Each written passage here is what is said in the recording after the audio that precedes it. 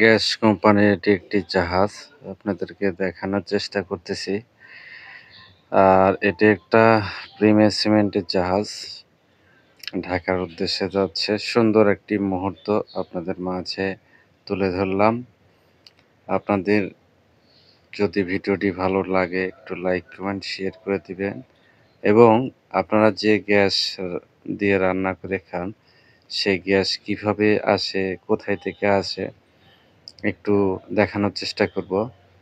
আমাদের বাংলাদেশে গ্যাস খনি আছে, কিন্তু তারপরেও বাহির থেকে রপ্তানি করে।